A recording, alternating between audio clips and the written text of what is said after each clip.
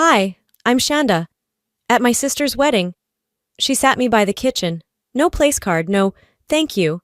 Just the smell of used plates and people talking around me like I wasn't there. I smiled, I stayed quiet.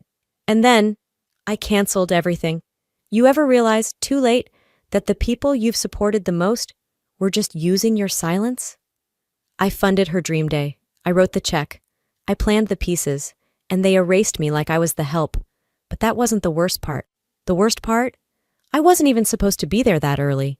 But I'd learned the hard way that if I didn't double-check things myself, they'd go sideways. The email about bridesmaid dress codes had come a week ago. Pastels only. But it wasn't sent to me directly. I had to ask Tanya to forward it. She hesitated before saying, "Oh, you didn't get it? That's strange." It wasn't. I scrolled through the thread. My name wasn't on the list.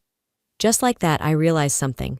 This wasn't the first time I'd been edited out, but it stung in a different way now. Maybe because this time it was my own sister getting married, and I'd helped her cover the loan that made this whole spectacle possible. The Charleston heat had started to settle when I pulled up to the venue.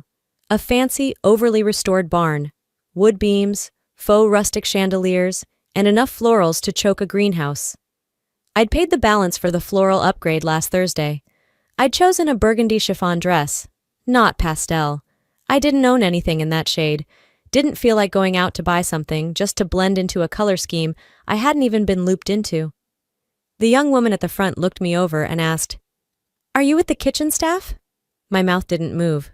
I just blinked. She held out a laminated vendor access card and gestured toward a side door. I didn't argue. What was I supposed to say? "No, sweetie. I'm the sister of the bride, the invisible one." I entered through the back hallway. A server brushing past offered me a half-hearted smile, then looked away. The floor smelled like garlic and sweat. I followed the floral arch signs, hand-lettered with phrases like "this way to forever," until I found someone who directed me to my seat, or what they called a seat. It was shoved next to a clunky cart stacked with used silver trays. A folding chair with no cushion, no name card, just a folded paper napkin someone had probably used to wipe lipstick off a glass. The swinging kitchen door squeaked on its hinges, smacking the wall every 30 seconds like a metronome of humiliation. I sat down slowly. The chair groaned beneath me. Through the thin opening between the door and the frame, I could see the reception room glowing. Gold chargers, string lights, a custom neon sign that read, "The future is ours." My future, apparently, was in this corner, with the waitstaff. Tanya passed by, eyes darting toward me, then quickly away. She didn't stop. I didn't blame her. It's easier to pretend you didn't see someone than to explain why you didn't help them. No one came to say hi. No one asked if I needed water. Servers stepped around me like I was part of the equipment. I sat there inhaling steam from the kitchen, the smell of hot marinara thick in the air. It clung to my skin, mixed with the soft perfume I'd put on that morning, hoping to feel, I don't know, like I belonged, but I didn't. I looked down at my dress, soft burgundy, pleated by hand. I'd steamed it twice that morning, got my hair done at 7 a.m. It was curled just enough to frame my face without looking too done. I wanted to be respectful, presentable. I still don't know why. I guess I still believed somewhere inside that my presence mattered. The thing is, I had paid for this. Not just metaphorically, literally. The band, the upgraded dessert table, the custom candles. When Darlene called me 6 months ago, crying about how they'd maxed out their budget, I didn't hesitate. "We'll figure it out," I told her. "I've got it." And I did. What I didn't have was a seat. I shifted in my chair. It wobbled. My purse, a leather one Darlene gave me 3 birthdays ago, rested beside my foot on the sticky floor. A waiter's tray passed inches from my shoulder. Someone dropped a fork and didn't bother to pick it up. That's when I realized something. This wasn't a mistake. This wasn't someone forgetting to place my name card or update the seating chart. This was deliberate. I could feel it in the way no one made eye contact. The way the playlist changed tempo the moment the mother of the groom was introduced. Leona, in a navy sheath dress with pearls. She gave a speech, toasted to our beloved family. People clapped. She didn't mention me. Why would she? A month ago, I'd overheard her say, Shonda's sweet, but she doesn't understand presentation, not like us. I had paid for that presentation, and now I was the stain they didn't want in the photo. A server passed by again and said, "You okay back here, ma'am?" I nodded. "I'm fine." He smiled like he didn't believe me, then walked off. I watched the golden light pulse from the reception room. The laughter, the champagne flutes raised, the curated joy. And me? I was the ghost behind the kitchen door. I reached into my purse and grabbed a tissue, dabbed the corner of my eye, not because I was crying, but because the heat was making my eyeliner sting. Then I sat straighter, let the moment soak, let the air fill with meaning, and I whispered, "Noted." The clinking of glasses from the reception room faded as the kitchen door swung shut behind another waiter. I sat still, lips pressed together, letting the heat settle into my bones. I'd been here before, just not physically. Emotionally, I'd known this corner. This kind of erasure didn't come all at once. It was small, precise, like a slow deletion. You start with a name off an email, and before long, you're a ghost in your own story. The day before, during the rehearsal dinner, I'd worn navy, classic, simple. I showed up early again because someone had to make sure the wine delivery was signed for. That someone had always been me. I didn't do it for thanks anymore. I did it because it would fall apart if I didn't. Darlene smiled when she saw me. One of those tight, curated expressions meant to look grateful, but rehearsed. "You're amazing, Shan. Seriously." She gave me a half hug before turning to greet Leona, who arrived 15 minutes late and somehow still took center stage. I'd written a short speech for the rehearsal dinner.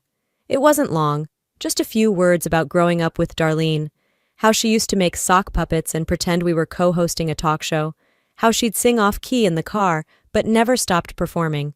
I kept it light. Sentimental, sure, but not sappy. When I told her about it 3 weeks ago, she tilted her head and said, maybe let's keep everything tight and aesthetic, you know? We've got a pretty packed timeline." I should have known right then. The very next day, an updated itinerary went out, this time from Leona's personal assistant. No mention of my speech, no slot for it. Not even a line that said TBD. I didn't push, didn't ask. That silence was sharp enough. Royce, her fiancé, didn't even blink when I brought it up. Just nodded and said, "It's going to be a beautiful night. Let's not overcomplicate it." Tanya looked like she wanted to say something, but sipped her mimosa instead. I told myself it wasn't a big deal, that they were probably just trying to streamline the evening. But that was the second cut. The first? It might have been when Norma, one of the venue staff, leaned in during setup and whispered, "Leona's finalizing the seating again. She's going for that Napa Valley vibe. You know how she is."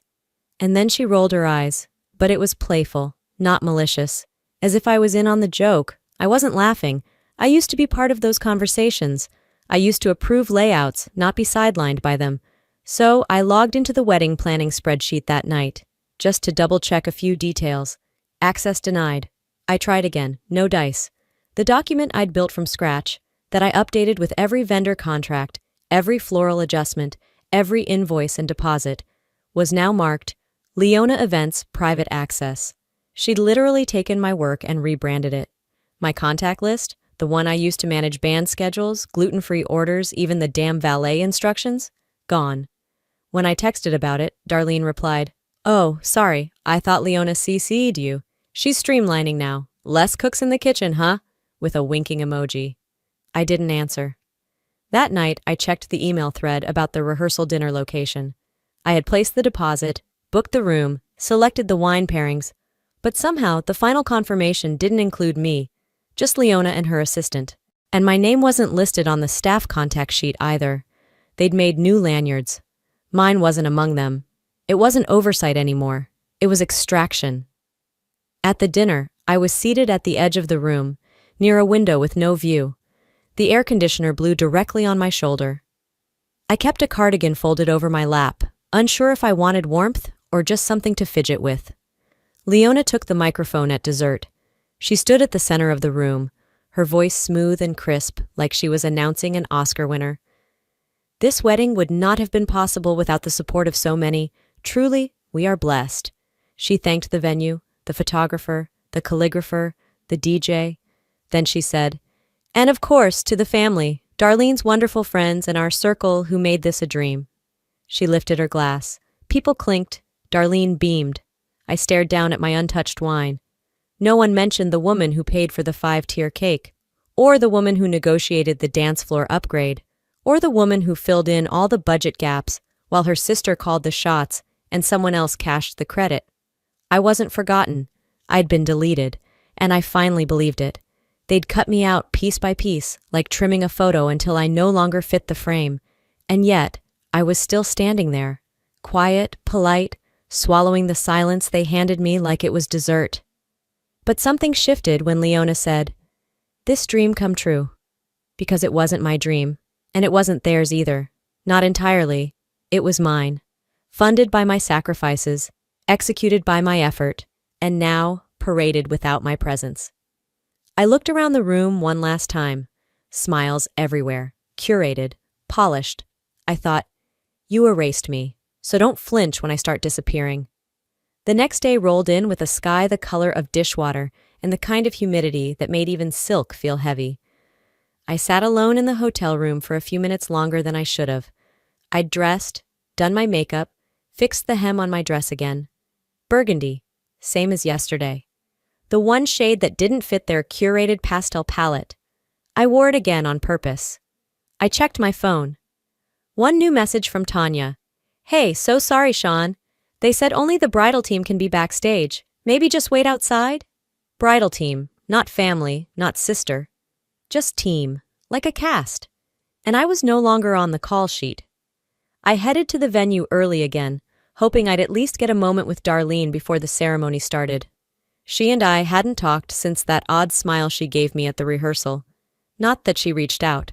Not even a, "Thanks again for making all this happen." When I got to the prep room, the door was shut. There was no knock, no greeting, just the muffled sounds of curling irons hissing, someone laughing, and the occasional flash from a camera through the frosted glass. I lingered a moment too long, waiting for someone to notice I was there. No one did. Inside, Leona was mid-touch-up. Her voice rang out, instructing someone about floral placements near the gift table like she was the event director. I turned away without knocking. I'd paid for the cake, the band, and even the monogrammed napkins. But I wasn't welcome inside the room. I should have left then. I didn't. Instead, I wandered the hallway aimlessly for a bit, heels clicking too loudly on the concrete. I passed a staffer who glanced up from his clipboard and motioned toward a different hallway. "You're here for the ceremony, right?" I nodded. He didn't wait for confirmation. "We're tight on space, so they've asked some guests to sit along the side entrance for overflow." Overflow. He led me down a dim side corridor, turned a corner, and pointed at a lone chair next to a stack of used trays. No decorations, no signage, just a paper napkin tossed across the seat like it had been left behind by accident. He patted his clipboard. "Just wait here until they start calling the tables. It's pretty packed in there right now." Then he disappeared. The door to the reception room swung open again. Warm yellow light spilled out, along with the faint echo of a violin warming up. I caught the opening notes of the first dance. I sat down. The chair was wobbly. The legs scraped against the uneven floor, making an awkward screeching noise when I shifted. The smell of garlic and frying oil clung to everything, even my hair. The back of my neck felt damp, not just from heat, but from something else I didn't want to name. Humiliation? Regret? I reached down and adjusted the strap on my shoe. I could hear the first announcements being made. Something about the couple's entrance. Something about love being eternal. A wheel on the tray cart behind me let out a long, slow squeal as someone pushed it down the hall. Every sound around me was sharp and out of place, and then I heard someone behind me. "Ma'am, are you one of the coordinators? You're with catering, right?" It was a young server, couldn't have been more than 19. Her voice was kind, curious. I turned slowly, trying not to show the sting in my chest. "No," I said softly, but the girl already looked embarrassed. "Sorry, it's just, you're in the vendor area and never mind." She moved on. I sat there, in my $300 dress. With makeup I'd paid someone 2 hours' wages to apply, with no place card, no seat at the table, no mention in the program. The program. I pulled it out from my clutch. Cream cardstock, elegant script, custom wax seal on the back. I'd paid extra for that seal. Darlene had said it gave the whole thing a modern heirloom feel. I opened it slowly, scanning the page. Her father walked her down the aisle. Her new mother-in-law gave the welcome speech. There was a paragraph thanking the special friends and supporters who made the dream possible. No mention of me. I wasn't family. I wasn't friend. I wasn't anything at all. I looked through the door again. The lights were lower now, the photographer circling the dance floor as Darlene and Royce moved in sync. She laughed, her hand grazing his cheek. And then she saw me. Our eyes locked. She smiled, calm, collected. Not the smile of someone who forgot to include me. The smile of someone who planned not to. She turned away before I could react. I looked down at the program in my lap again. My hands were steady now, but not cold, just clear. I folded the paper in half, slowly, neatly. Then I folded it again, set it down beside my purse, and whispered to no one. So this is where I stopped clapping. The clapping roared just beyond the kitchen door. I could hear the metal mic screech slightly. Then Royce's voice filled the room like he was emceeing a pageant. He was thanking everyone, his parents, Darlene's parents, Leona. The organizing rock who made this day look and feel like magic, he said. People whooped, cheered. I heard Tanya laugh faintly in the background. Then came Darlene's dad. His voice was warm, folksy.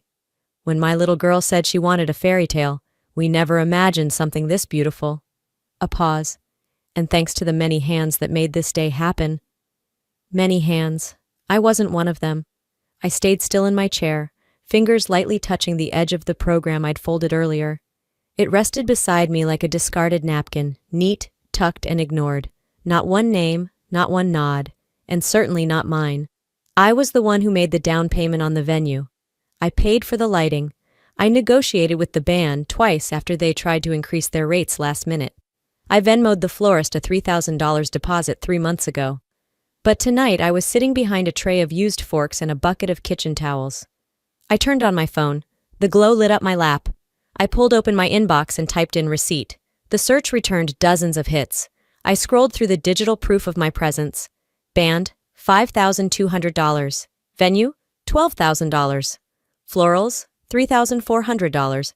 Catering deposit, $9,800.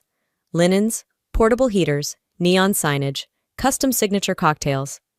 I scrolled and scrolled. Over $42,000. And not one toast in my direction. I remembered Darlene's voice in my head, syrupy and rehearsed. You'll cover this last upgrade, right? It'll mean the world. I said yes, like I always did.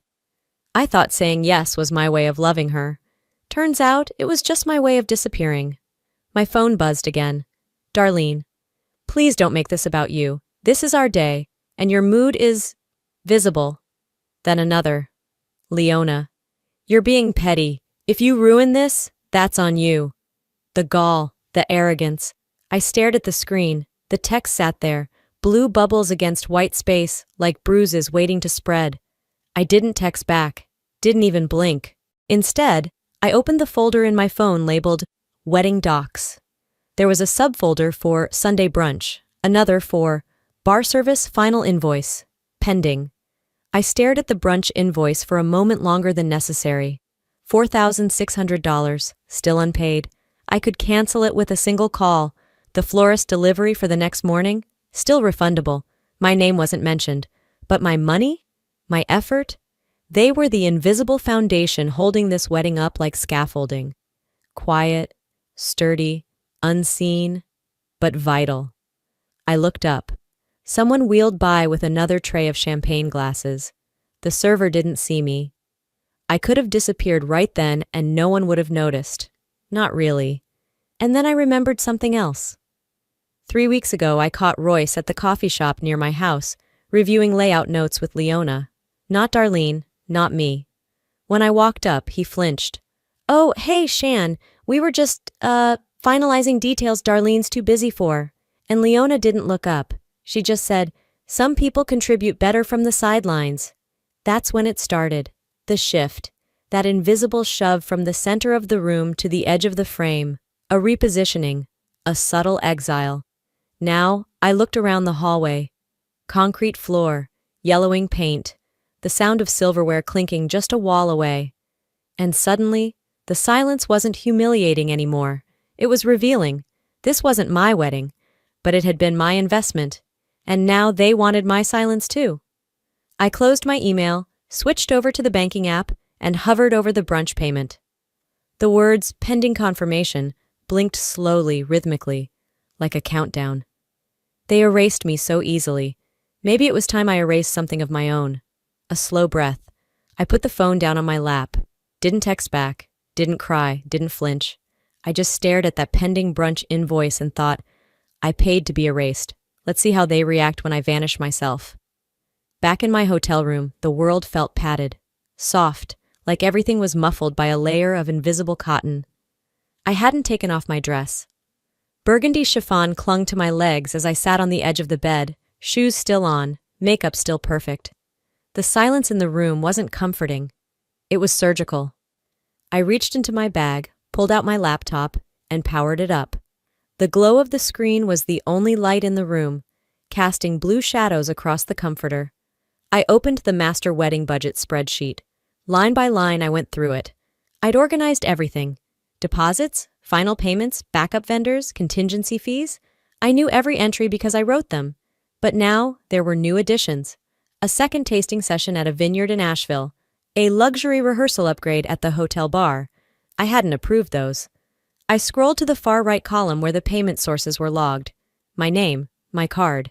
I clicked open my Venmo. One message floated to the top from Darlene to the wedding planner. His sister's covering everything. Go big. I stared at it, fingers hovering over the keyboard. Not my sister, not even Shanda, just his sister. Like I was a tool, a placeholder, a credit line with legs. This wasn't negligence. This was theft wrapped in glitter. The pain didn't land all at once. It came in dull waves, like a slow storm building offshore. I shut the laptop, set it on the side table. I didn't trust my hands to stay steady. I stood up, took 3 slow steps to the drawer of the nightstand and opened it. There it was, a red folder. I'd brought it from home weeks ago, meaning to finally read what was inside. My father's letter. He'd written it before he passed, but I'd never opened it. I think part of me was afraid he'd explain the kind of man he really was, or maybe afraid I wouldn't like the truth. Tonight, I wanted to know. My fingers slid under the flap. The paper inside had yellowed slightly. I sat back down and unfolded it. The handwriting was unmistakably his. Large, sharp, deliberate. Shanda, there's something I need to tell you before I go. Darlene isn't biologically yours. Her mother left her with me when she was an infant. I never told you. I didn't think I needed to.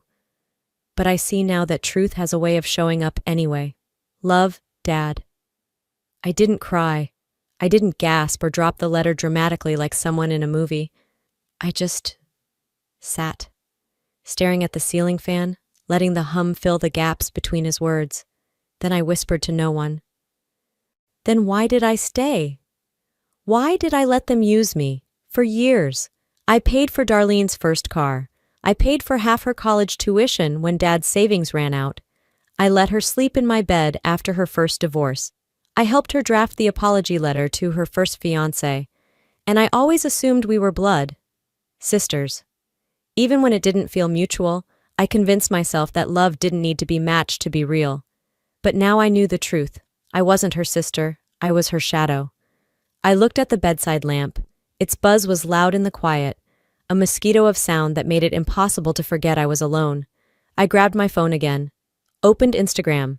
There it was, the official wedding photo, posted just 20 minutes ago, captioned, "Couldn't have asked for a more beautiful day. Special thanks to our matron of honor, Leona, for making the magic happen." My jaw clenched. Leona, matron of honor? She wasn't even blood. She wasn't a sister. She wasn't there for Darlene in 2009 when she spiraled after the DUI. She wasn't there when Darlene almost lost her job at the design firm for plagiarizing a client's Pinterest board. I was. And now, Leona wore the crown. I was listed nowhere, not even in the background. I thought back to the hours I spent scrolling Etsy, hunting down affordable floral backdrops.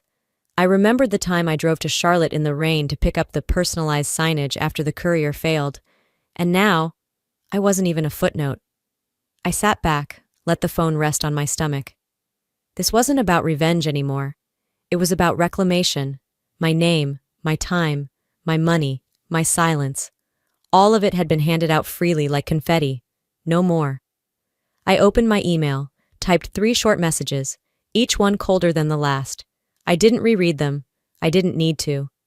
Then I opened the wedding brunch invoice again, still unpaid. I stared at it, didn't blink, didn't smile. Just felt the clarity wash over me like a tide coming in slow.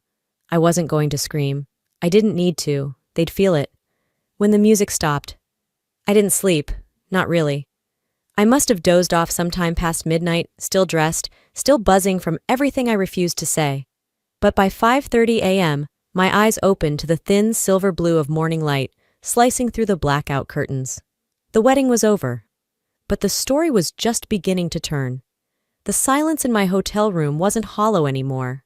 It had edges, purpose. I sat up, reached for my phone on the nightstand, and checked the brunch invoice again. Pending confirmation still blinked. No response from the messages I'd sent the night before. Not even a half-hearted attempt at damage control. I took a long breath and stood.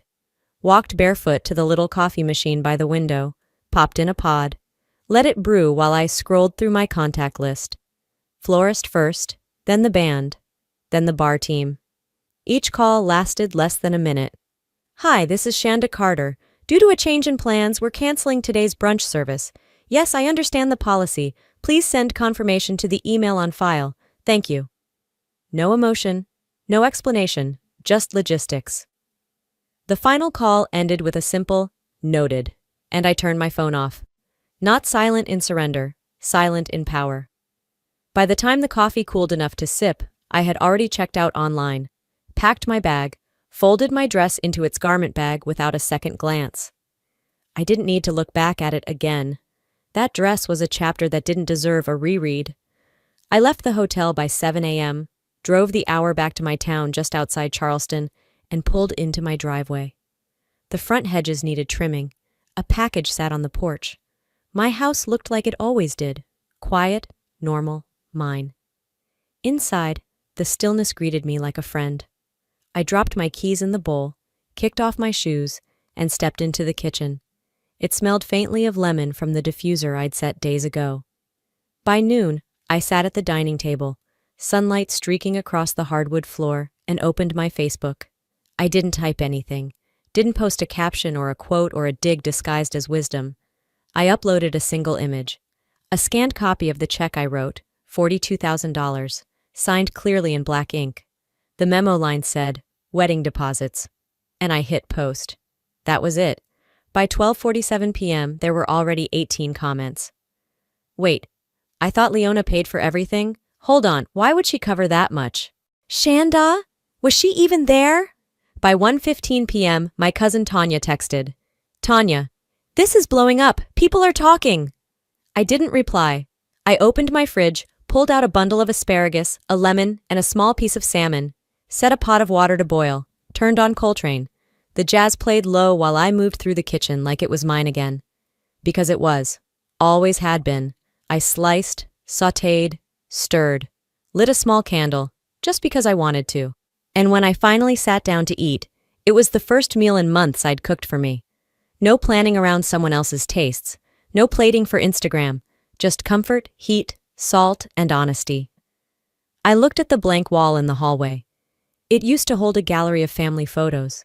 Darlene's wedding invites, my dad's army picture, our beach trip when I turned 30, all gone now. Taken down the night before the wedding. It didn't feel empty. It felt earned. Peace earned through truth. By 7 p.m., I had washed every dish, wiped down the counters, and folded the dish towel over the sink edge. Then, just as I reached to turn off the light, the doorbell rang. I froze. One long chime. I didn't move. Let it ring again. And again. I could see the shadow behind the frosted glass. Someone shifting, uncertain, waiting. I stepped back, leaned against the counter, and let the silence expand. Let them sit in their discomfort the way I sat in mine. The doorbell rang one last time. I didn't answer. I didn't move. Not when the doorbell rang a third time. Not when the knocking followed, short and sharp, like a warning tap before a storm. I stayed right where I was, one hand on the countertop, the other curled into the fabric of my sweater. But I knew that knock, not in the sound, but in the rhythm. It was Darlene. I walked to the front door and pulled it open before she could hit the bell again. There she stood, dressed like the wedding hadn't ended, hair perfect, lips tight, heels too high for Sunday. Royce was 2 steps behind her, expression unreadable. And to her right, Leona, cool as ever, draped in cream silk and a stare that could burn holes through granite. None of them said hi. Darlene stepped forward first, voice tight. "Why would you do that? Post the check like that? You embarrassed everyone." I leaned against the doorframe, arms crossed. "Did I?" "You made us look like users," she said, eyes flashing. "Like we just took everything and shoved you aside." Leona scoffed from behind. "You humiliated your own family, Shanda. For what? Attention?" I let the silence ride out for a moment. Then I looked Darlene straight in the eye and said evenly, "I'm not your family. You made that clear yesterday." That hit. Darlene blinked. Her mouth opened, but no words came. I stepped aside from the door, not to let them in, but to walk over to the hallway shelf. I reached into the drawer and pulled out the red folder I'd brought back with me from the hotel. It was already creased from being handled so many times the night before. I opened it, pulled out the letter, and held it toward her. She hesitated, took it. Her hands trembled as she read. She read it once, then again, slower. Her mouth twitched when she reached the last line. Our father's words, written in blue ink years ago. "Darlene isn't biologically yours. Her mother left her with me. I never told you." Royce looked from her to me. "You knew?" "I knew before I paid for your lies," I said. "But I needed one of you to say it, out loud." Leona said nothing. She just watched me, chin high, breath shallow. Darlene's voice cracked. "I didn't know how to tell you." "You didn't want to," I replied, not bitter, just done. "You wanted what I could give, not who I was." Her shoulders dropped. I saw it. The weight, the collapse, the realization that I hadn't come to beg for an apology. I had come to deliver the truth. Royce looked ready to play mediator. "You're still her sister in every way that counts." I shook my head. Then she should have treated me like one. I turned toward the door, opened it wide this time. I was the kitchen help, remember? Consider this the end of my shift. No one moved. Finally, Darlene stepped back. Royce followed, hand on her elbow. Leona paused, gave me one last look, half pity, half loathing, then turned and walked down the steps. I didn't slam the door. I closed it with the kind of quiet that echoes louder than rage. I locked it, turned the deadbolt, and pressed my forehead against the wood for a second. Just a second. Then I turned around and took the deepest breath I'd taken in days. It filled me. It didn't shake. It steadied. I walked to the kitchen, poured a glass of water, and sat down at the table. My phone buzzed beside me. "Tanya. You okay?" I stared at the screen. Then I typed back, "I'm more than okay. I'm clean." I opened my photo drive, selected the wedding album, every file, every subfolder. Deleted, gone, no backups, no second thoughts. I looked around my space, mine again. Then I opened a new folder, labeled it, What I Keep. The new folder sat open on my screen. What I keep. I didn't fill it. Not yet. I wasn't in a rush to curate the remnants of who I had been to people who had never paused long enough to ask. I just left it there. Empty. Quiet. Honest. The phone buzzed again. Once. Then twice. I ignored it until I'd finished rinsing the last mug from my tea, set it upside down on the drying mat. Only then did I dry my hands and walk back to the table. 15 missed calls, 4 voicemails, 3 from Darlene, 1 from Leona. The last text came in just before midnight. "Darlene, we need to fix this. Call me." Right below it, Leona. "You should be ashamed. Family doesn't humiliate family." I let the screen dim for a beat before I swiped up. Blocked. Blocked. No reply, no explanation, no space left in my life for people who expected applause from the one they shoved backstage. I set the phone face down. That's when I remembered the box. I hadn't opened it in years, maybe since Dad passed. I pulled the step stool into the closet and reached for the top shelf. The cardboard was soft at the corners. The tape yellowed from time. Written in black marker, family. I carried it to the living room and sat cross-legged on the carpet. The first thing I pulled out was a birthday card Darlene had drawn when she was 8. Crayon hearts and crooked lettering, to the best big sister. I smiled, but it didn't reach my eyes. Not because it wasn't real, but because it didn't matter anymore. That girl, that version of her, hadn't shown up in a long time. Next came the Polaroids, snowball fights, Halloween costumes, a blurry Thanksgiving dinner where everyone laughed except me. I sorted slowly. Donate, trash, keep. Only one photo made it to the final pile. Me, alone on a swing set, maybe 6 or 7, mid-laugh, legs kicked out toward the sky. I got up, walked it to the kitchen, and slid a magnet over the corner, right above the stove. I stared at it for a long time. That girl hadn't needed anyone to clap. She was laughing anyway. I lit a small candle on the table and pulled out a blank sheet of paper. Not a journal, not a post, just something for me. I wrote, I gave, I built, I supported, and I was never seen. Now I see me. I choose me. I folded it in half, placed it under the candle like a quiet altar. The silence wrapped around me, not cold this time, not isolating, just full, complete, peaceful. I sat there for a while, the soft flicker dancing against the walls. The shadows weren't ghosts. They were mine, and they moved when I moved. The phone buzzed once more. Tanya again. You good? I smiled softly, typed back. I'm more than okay. I'm clean. Then I leaned back, looked around the space that was fully mine now. The absence didn't ache. It breathed. I whispered to no one. No more applause for people who never clapped for me. The candle flame dipped low, then straightened. Outside, the darkness cracked.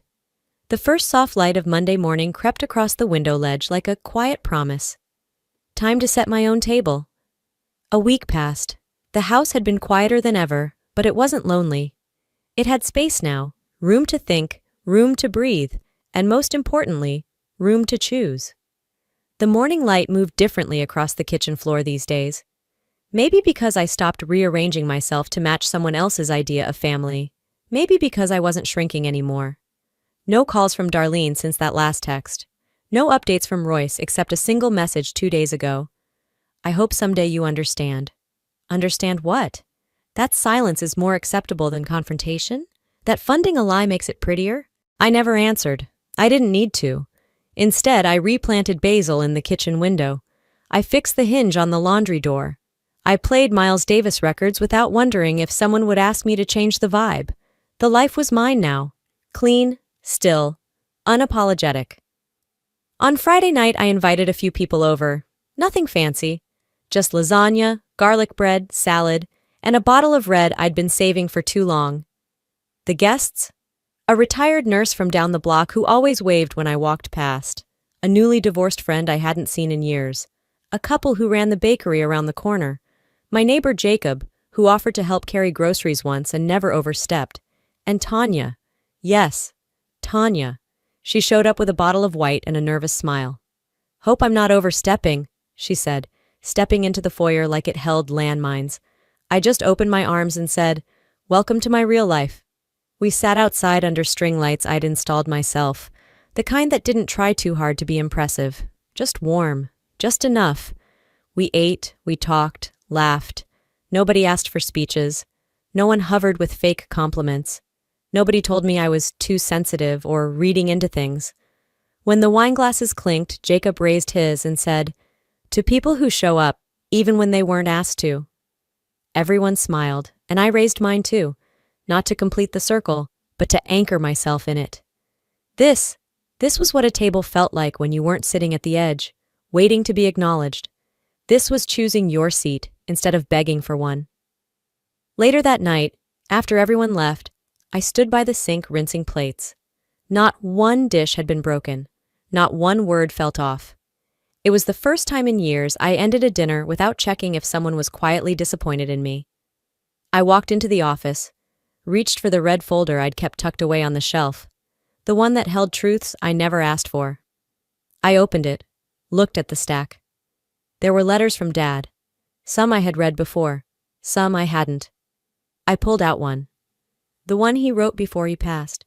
His handwriting still shaky, but clear.